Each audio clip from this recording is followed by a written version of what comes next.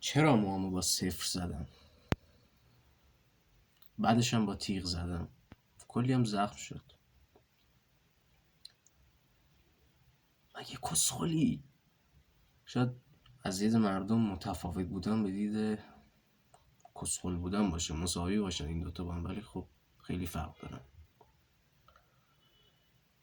دم عید موهاتو با تیغ زدی، مگه نمیخوای توی عکس و قشنگ بیفتی؟ عکس عید یعنی این که تازه بودن، یعنی یه چیز جدید رو شروع کنی، یه کار جدید انجام بدی که توی زندگی انجام ندادی و تجربه بکنی، تجربه های جدید به دست بیاری، نه که وایسی کل روتین زندگی یک چیز باشه. هر روز بیدار شی، مسواک بزنی، بری پیاده روی کنی و یه روز به جای پیاده روی کردن صبح اصلا بگیر بخواب. چه مشکلی داره؟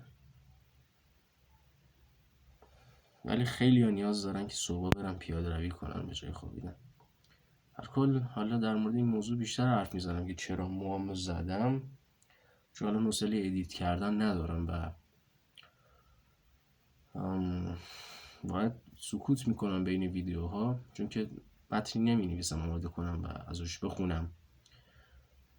نکته ها خودشون میان توی ذهنم که وقتی بهشون فکر میکنم تازن، مثل نونی این که تنور در اومدن و بهترم میتونم بگمشون، بیانشون کنم.